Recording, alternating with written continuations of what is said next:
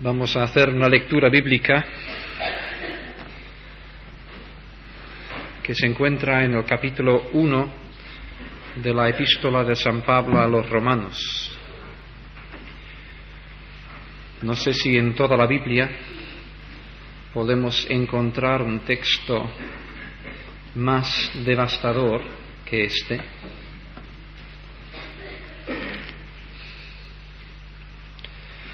Pablo, sabiendo que muchos de sus lectores iban a decir, pues sí, efectivamente, la sociedad humana es así de mala. Y gracias a Dios que yo no soy así de malo. Anticipó esta reacción indicando en el capítulo 2 que las semillas de todo lo que hay descrito en el capítulo 1 están en todos nosotros. Por lo tanto, al escuchar estas palabras chocantes, no las apliquemos solamente a nuestros vecinos, sino cada uno personalmente, a sí mismo, como descripción inspirada por Dios de lo que todos nosotros somos por naturaleza. Romanos 1:18. La ira de Dios se revela desde el cielo contra toda impiedad e injusticia de los hombres que detienen con injusticia la verdad. Porque lo que de Dios se conoce les es manifiesto, pues Dios se lo manifestó. Porque las cosas invisibles de Él, su eterno poder y deidad, se hacen claramente visibles desde la creación del mundo, siendo entendidas por medio de las cosas hechas, de modo que no tienen excusa, pues habiendo conocido a Dios, no le glorificaron como a Dios, ni le dieron gracias, sino que se envanecieron en sus razonamientos, y su necio corazón fue entenebrecido. Profesando ser sabios, se hicieron necios y cambiaron la gloria del Dios incorruptible en semejanza de imagen de hombre corruptible, de aves, de cuadrúpedos y de reptiles. Por lo cual también Dios los entregó a la inmundicia en las concupiscencias de sus corazones, de modo que deshonraron entre sí sus propios cuerpos, ya que cambiaron la verdad de Dios por la mentira, honrando y dando culto a las criaturas antes que al Creador, el cual es bendito por los siglos. Amén. Por esto, Dios los entregó a pasiones vergonzosas, pues aun sus mujeres cambiaron el uso natural por el que es contra naturaleza. Y de igual modo también los hombres, dejando el uso natural de la mujer, se entendieron en su lascivia unos con otros, cometiendo hechos vergonzosos hombres con hombres, y recibiendo en sí mismos la retribución debida a su extravío. Y como ellos no aprobaron tener en cuenta a Dios, Dios los entregó a una mente reprobada para hacer cosas que no convienen, estando atestados de toda injusticia, fornicación, perversidad, avaricia, maldad, llenos de envidia, homicidios, contiendas, engaños y malignidades, murmuradores, detractores, aborrecedores de Dios, injuriosos, soberbios, altivos, inventores de males, desobedientes a los padres, necios, desleales, sin afecto natural, implacables, sin misericordia, quienes habiendo entendido el juicio de Dios, que los que practican tales cosas son dignos de muerte, no sólo las hacen, sino que también se complacen con los que las practican.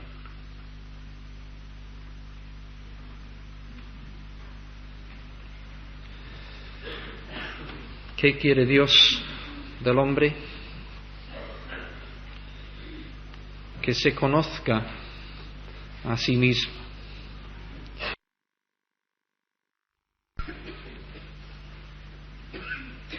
Una de las aportaciones más importantes que ha hecho la psicología moderna al conocimiento del hombre ha consistido en revelar hasta qué punto el ser humano es capaz de engañarse a sí mismo. La gran aportación del psicoanálisis ha consistido precisamente en descubrir toda una serie de mecanismos llamados mecanismos de defensa. La proyección, la racionalización, el desplazamiento, etcétera, mecanismos en los cuales no vamos a entrar esta mañana, pero que nos vienen a decir en su esencia que el hombre, desde el punto de vista psicológico, se está engañando prácticamente cada día. Quizá lo más importante no es descubrir los mecanismos psicológicos a través de los que el hombre se engaña, sino el autoengaño mucho más profundo, mucho más trascendente y mucho más grave, que es el autoengaño moral.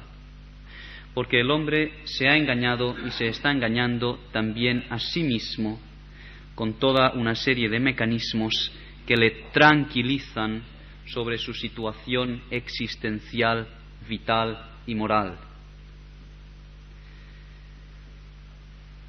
Un sociólogo norteamericano, Urban, muy atinadamente señalaba que cada vez son más las personas que no pueden tolerar el silencio. Cuando salen los fines de semana tienen que llevarse el transistor pegado a la oreja, ahora los televisores portátiles. No es una imagen nada infrecuente, antes en las calles de Nueva York y de Londres, ahora en las calles de cualquier ciudad española, ver un joven con su motocicleta y los auriculares colgados a sus oídos, escuchando música o lo que sea. Quizá el paradigma, el ejemplo supremo de esta invasión tremenda, de este afán por la distracción, es la presencia de televisores en las habitaciones de los hospitales. El hombre no puede estar en silencio consigo mismo y necesita estar constantemente escuchando o haciendo algo. Para mí es una escena incalificable que en el lecho de muerte de un enfermo en un hospital esté el televisor abierto. Y esto no es una excepción. ¿Por qué? Posiblemente porque el hombre tiene miedo del silencio. Y tiene miedo del silencio porque hay unas voces interiores que le hablan de esta situación existencial y moral a la que aludíamos antes. Jeremías 17, versículo 9 dice: engañoso es el corazón del hombre. Y por esto el hombre busca distraerse continuamente y no puede tolerar ni soportar el silencio. Es importante conocer los mecanismos de defensa psicológicos del hombre, pero mucho más importante es conocer la verdadera condición del hombre. No vamos a hacer esta mañana un análisis histórico y filosófico, lo cual sería farragoso. Hay muchísimas interpretaciones y análisis al problema humano, desde Sócrates y Platón, que venían a decir más o menos que el problema consistía en este cuerpo miserable, cárcel del alma, y que cuando podamos liberarnos del cuerpo malo y negativo, el alma se verá triunfante, todo será bueno.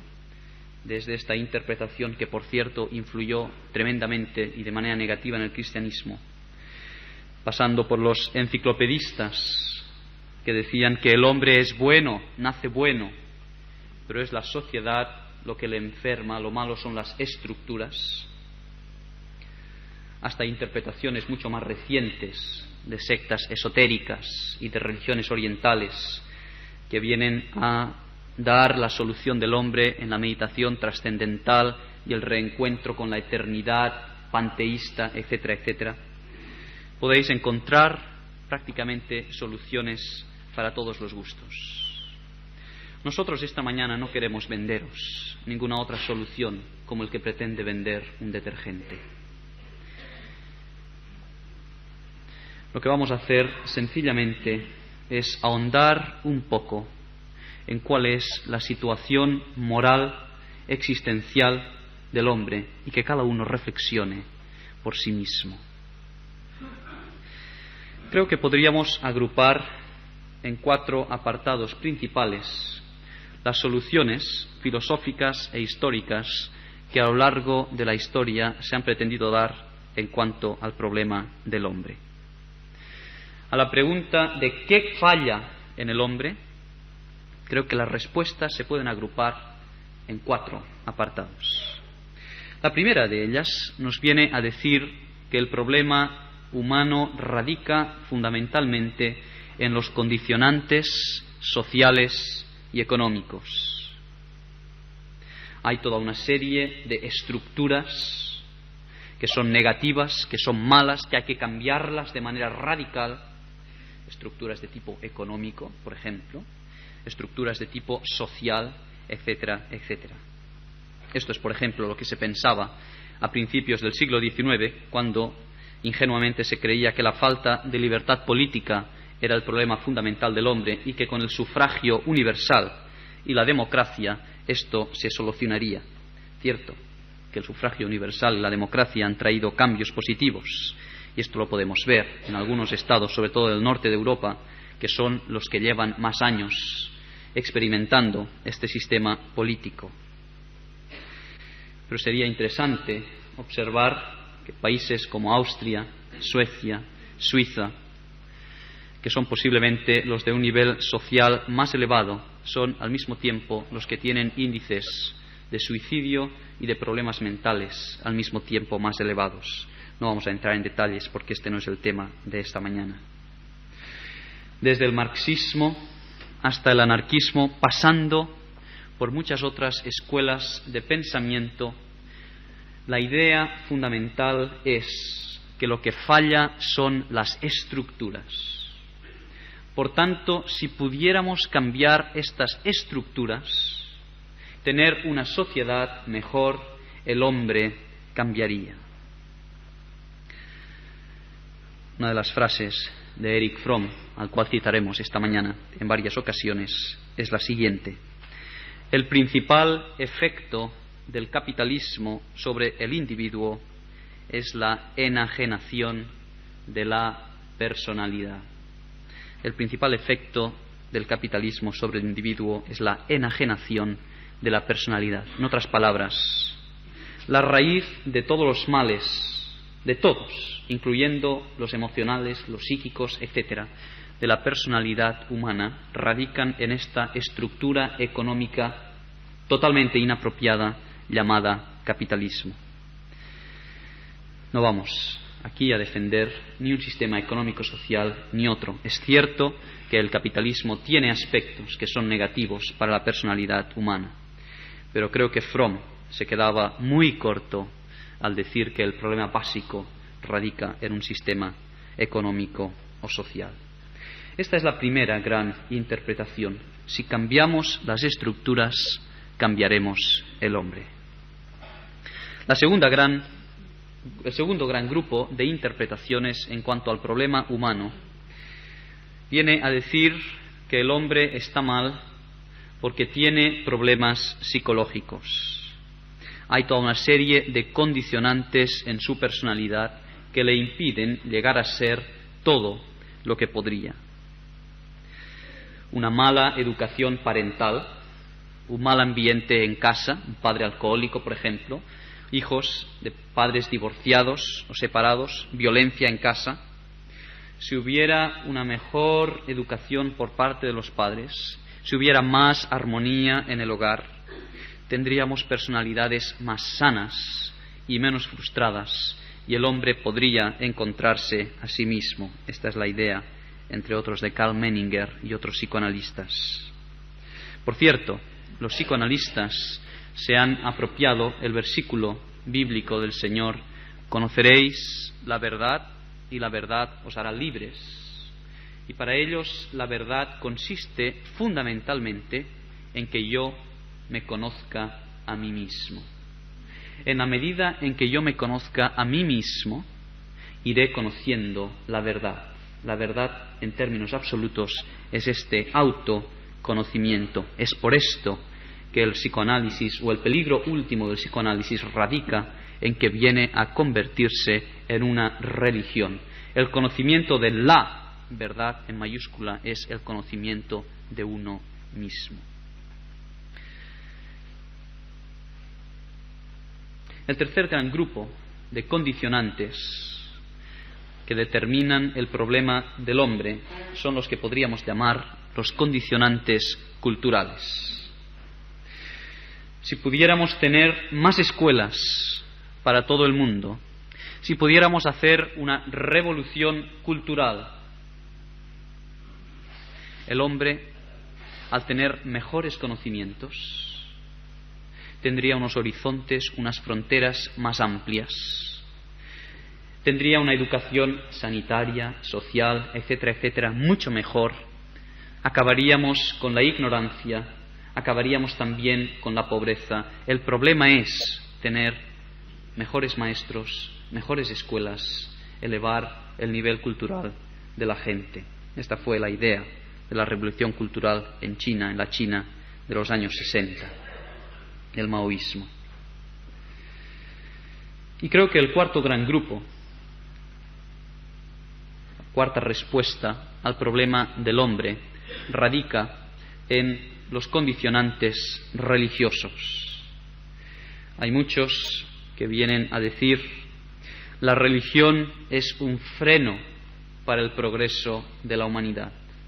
Como dijo alguien, el opio del pueblo. La religión puede llegar a convertirse algo así como en una neurosis colectiva y fenomenal.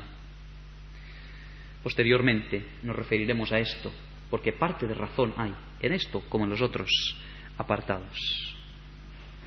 Lo cierto es que el primero en descubrir que la religión puede ser una fuente colectiva de neurosis y de alienación no fueron los marxistas ni fueron los psicoanalistas con Freud. El primero en descubrirlo fue el Señor Jesús mismo. Recordáis que las palabras más duras que salieron de sus labios no fueron contra los que se rebelaron abiertamente contra él o le rechazaron, fueron precisamente contra los personajes religiosos de su época, los escribas y fariseos, generación de víboras, sepulcros blanqueados y frases por el estilo, son las que atribuyó el Señor a esta gente religiosa. Ahora, hemos de reconocer que todos estos factores que hemos mencionado tienen en sí mismos parte de cierto, parte de razón. Hay estructuras sociales y económicas totalmente deterioradas que son alienantes, extranjerizantes, causan tensión y problema. Los grandes abusos del capitalismo, como los grandes abusos del capitalismo de Estado o el socialismo de Estado en el otro lado. La tremenda necesidad de una mayor armonía en los hogares y de que la educación de los padres sea una educación realmente armónica. La tragedia de la familia en nuestros días que determina tantos y tantos problemas de delincuencia y de marginación social. El problema de la falta de educación en todos los sentidos, aumentar el nivel cultural, etc. Todos estos aspectos y todas estas respuestas tienen parte de razón y no pretendemos presentar aquí un maniqueísmo falso de ellos son los indios, ellos son los malos y nosotros somos los buenos. No se trata de una cosa tan sencilla. Como cristianos estamos comprometidos a hacer que esta tierra sea un lugar más habitable, más justo, más equitativo, donde no haya solamente paz, sino también justicia y verdad. Esto es lo que el Señor nos pide también. Pero dicho esto, hemos de reconocer que todos los intentos que ha habido en la historia para hacer una sociedad más equitativa y justa, para tener mejores padres y familias, para dar un mayor nivel cultural, etcétera, etcétera, han terminado en fracasos. Y entonces es donde nos planteamos la pregunta esencial: ¿por qué? Yo francamente solo he descubierto una respuesta que me satisfaga, y la presento aquí esta mañana con total humildad y sencillez, no para imponerla a nadie, sino sencillamente para exponerla, porque es lo que a mí personalmente me ha llenado. Para mí o para nosotros, la esencia del problema del hombre no radica tanto en factores externos, aunque estos son importantes, factores sociales, psicológicos, etc., sino en factores internos, es decir, de tipo moral, existencial, espiritual. La esencia del problema del hombre radica dentro de sí mismo. O como hemos dicho otras veces, su problema no está en la sociedad que lo envuelve, sino en su suciedad que está dentro de él mismo. ¿Por qué? Aquí es donde hemos de recurrir a esta descripción espeluznante de Romanos capítulo 1, un retrato fantástico del estado del hombre, casi un cuadro surrealista. Citando otra vez a Erich Fromm, él dijo en cierta ocasión: en el siglo XIX el problema era que Dios ha muerto o había muerto. En el siglo XX el problema es que el hombre ha muerto. En el siglo XX el problema es que el hombre ha muerto. Por desgracia, Fromm no vio la conexión que hay entre un hecho y otro hecho. Y este puente es exactamente lo que queremos tender esta mañana. Si en el siglo XIX se presenta la muerte de Dios, es lógico y es natural que en el siglo XX veamos la muerte del hombre. Y la podéis ver en todas partes, en la literatura, en el arte, en el cine, en muchísimas otras manifestaciones. Pero lo importante es ver la relación de causa a efecto que hay entre una cosa y otra. Y este capítulo 1 de Romanos nos traza magistralmente este puente que le faltó a Fromm en esta frase tan acertada. El hombre está en crisis y no se encuentra a sí mismo en la medida en que se ha alejado y se ha independizado de Dios. Porque habiendo conocido a Dios, Romanos 1:21, no le glorificaron como a Dios, ni le dieron gracias, sino que se envanecieron en sus razonamientos, y su necio corazón fue oscurecido, entenebrecido. No podían, ahí están los mecanismos de engaño a los que nos referíamos antes, ver por sí mismos. ¿Por qué? Porque, como se decía el domingo pasado, el hombre únicamente podrá llegar a verse a sí mismo con toda nitidez, con toda claridad, en la medida en que se mire a los ojos en el espejo de Dios. Es el momento aquí de introducir una palabra que los cristianos llamamos pecado. Pecado en singular y con mayúscula, o lo que los marxistas llaman alienación, término tomado del cristianismo.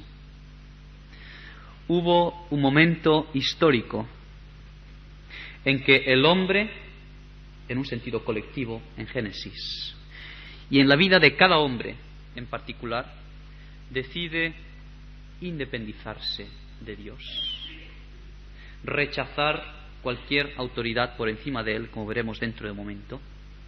Y es a partir de este momento que de manera progresiva el hombre se va deteriorando cada vez más a sí mismo. No vamos a entrar en detalles, pero cuando el hombre se separa de Dios, automáticamente hay 3 grandes separaciones. El hombre se separa también de sí mismo. Tuve miedo. Me escondí porque tuve miedo. El primer problema psicológico, la primera alteración de la personalidad que se plantea en la historia del hombre, el miedo, aparece inmediatamente después de su separación de Dios. La alienación, los problemas de personalidad, la separación de sí mismo empieza aquí. Tuve miedo y me escondí. En segundo lugar, se separa de su prójimo, Caín matando a Abel. En tercer lugar, se aliena o se separa de la naturaleza. Toda la creación queda sujeta a esclavitud. El diluvio, tantas otras catástrofes naturales subsiguientes son un ejemplo. ¿Por qué? Porque cuando el hombre se separa de Dios, automáticamente viene la tensión, la disarmonía, el problema consigo mismo, con el prójimo y con la naturaleza. Esto sería tema para un estudio, pero solamente queremos plantearlo. Ahora, ¿en qué consistió en esencia el pecado del hombre? Repito, en singular y con mayúscula. ¿Cuál era la esencia del pecado del hombre? 3 pasos, 3 aspectos que son fundamentales. En primer lugar, versículo 21, habiendo conocido a Dios, no le glorificaron como a Dios. En segundo lugar, también versículo 21, no le dieron gracias. Y en tercer lugar, el versículo siguiente, o también en el mismo versículo, se envanecieron en sus razonamientos, profesando ser sabios, se hicieron necios. La autosuficiencia, la entronización del yo. Vamos a ver cada uno de estos pasos por separado. Estamos estudiando la esencia del pecado y decimos que en primer lugar el primer paso consistió en no glorificar a Dios.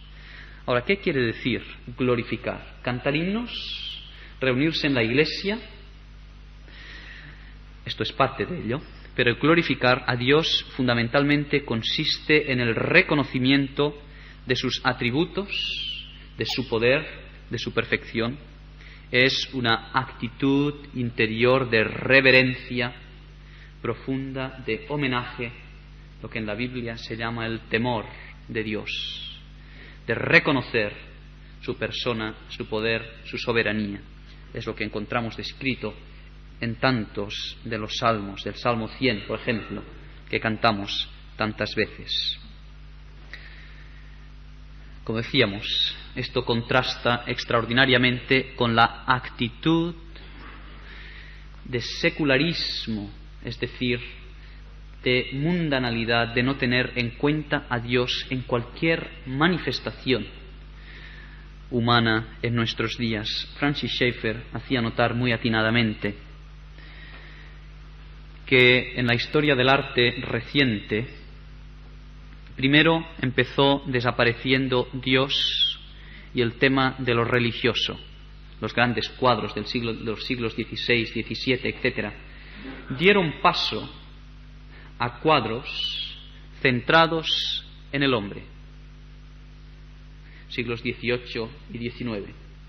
Y lo grave de la situación es que actualmente es muy difícil encontrar un hombre en cualquier cuadro.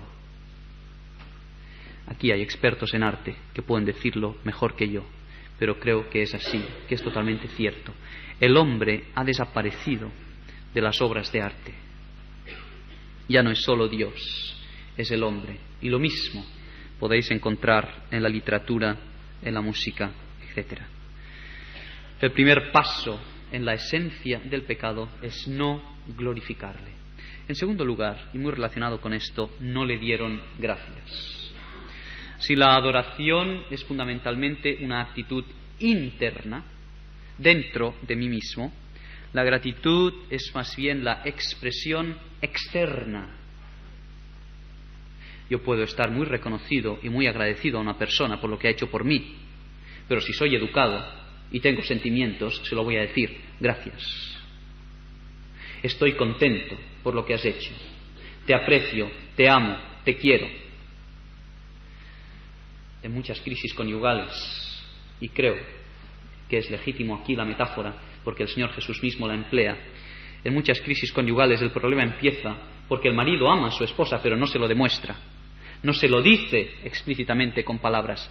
Siguiendo la metáfora, no le da gracias. Puede que esté reconocido, puede que, siguiendo la metáfora, le glorifique, pero no lo dice externamente, no lo dice explícitamente. La ingratitud es uno de los problemas esenciales en las relaciones interhumanas hoy, y fue el segundo gran paso en la esencia del pecado. No le dieron gracias. Ahora, fijaos que estos dos pecados que hemos mencionado aquí son delitos de omisión. No le glorificaron, no le dieron gracias. Dejar de hacer el bien es mucho más grave que hacer el mal. Dios nos pedirá cuentas, no tanto por el mal que le hayamos hecho a nuestro prójimo, sino por el bien que hemos dejado de hacerle a Dios. Mucha gente hoy en nuestros días dice: yo no hago mal a nadie, no voy en contra de Dios, creo en Él y no cometo pecados contra mi prójimo. Por tanto, mientras no haga daño a nadie, puedo hacer lo que me viene más o menos de gusto. Lo único que se puede llamar pecado es lo que atenta contra mi prójimo, contra las buenas relaciones sociales, la mentira, el engaño, el homicidio. Todo esto sí que es pecado. Pero quiero que os detengáis un momento aquí, especialmente los que no estáis familiarizados con lo que es el Evangelio y el cristianismo auténticos. El pecado no es el mal que yo le hago a mi prójimo. El pecado es, en su esencia, el bien que dejo de hacerle a Dios.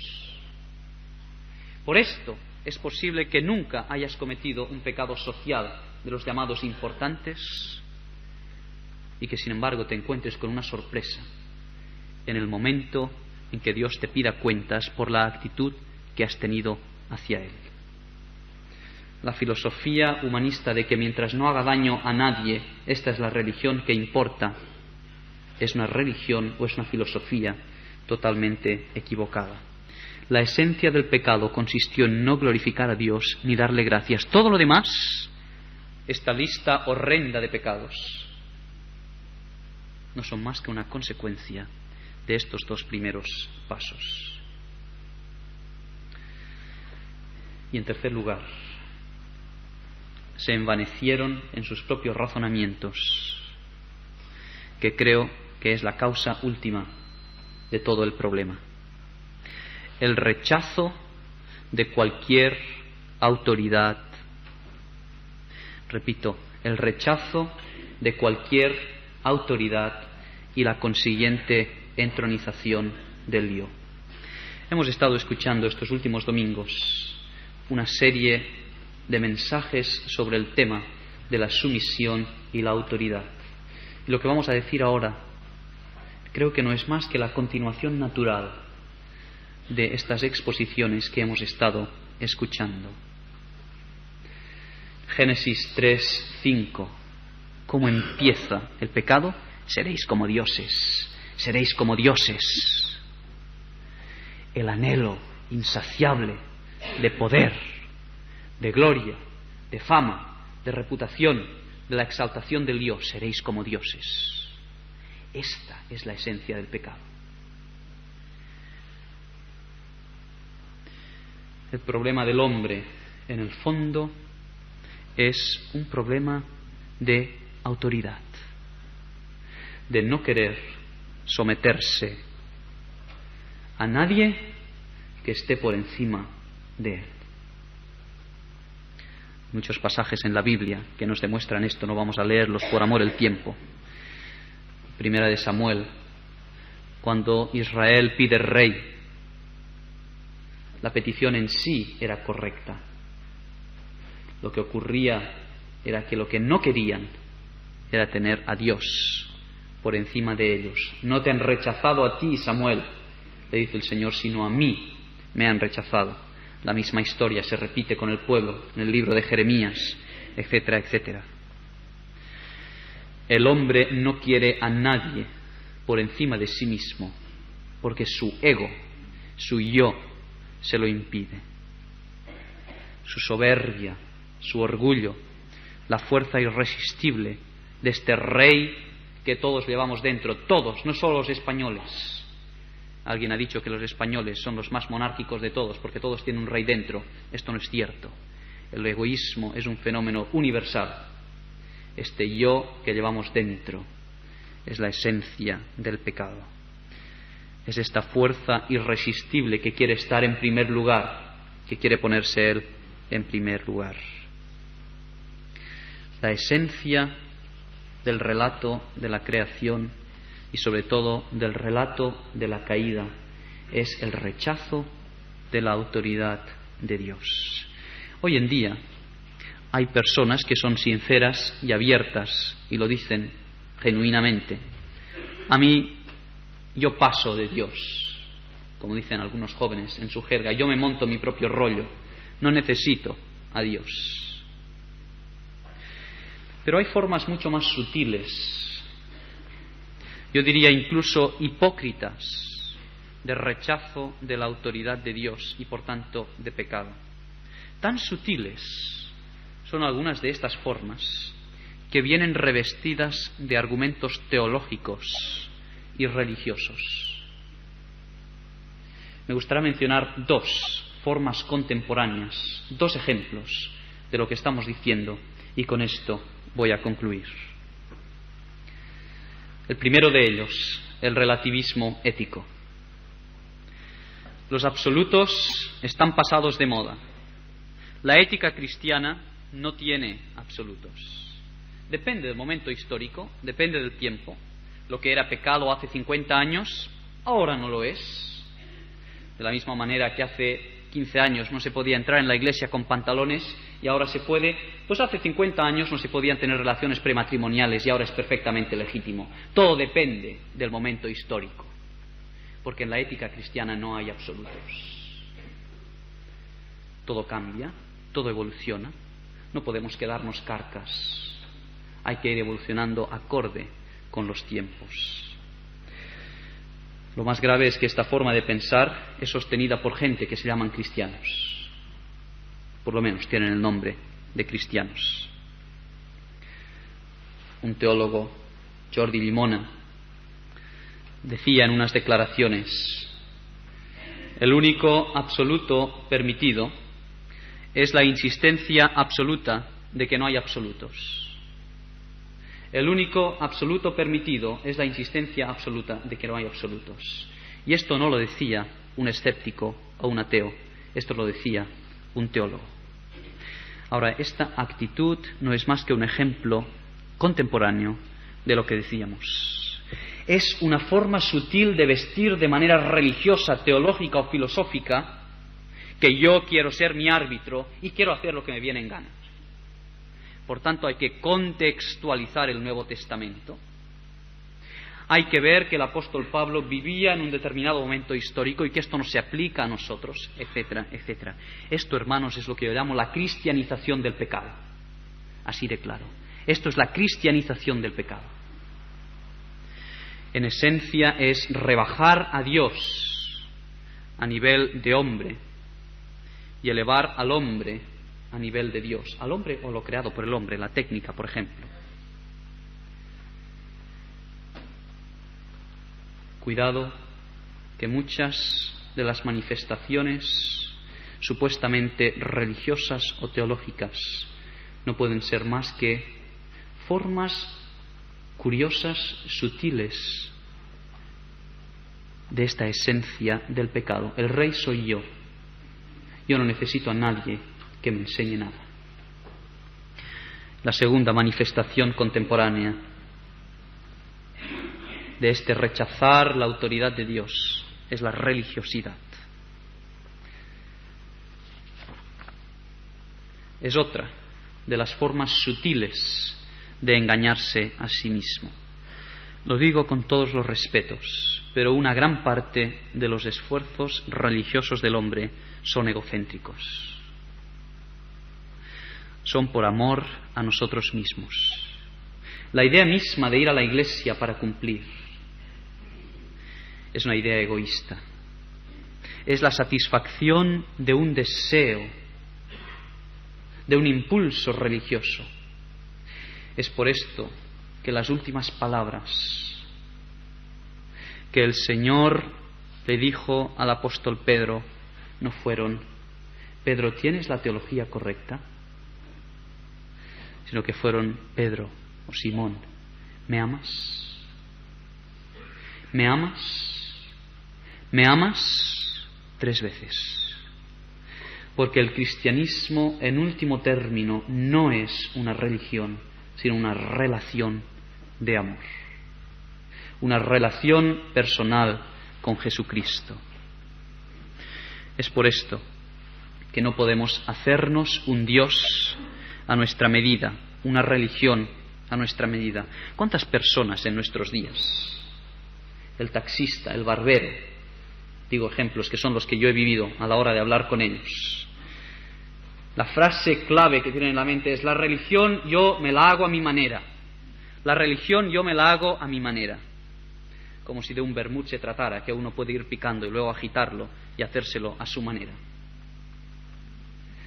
Esto es la esencia del pecado. Esta es la esencia del pecado. Yo me hago mi religión.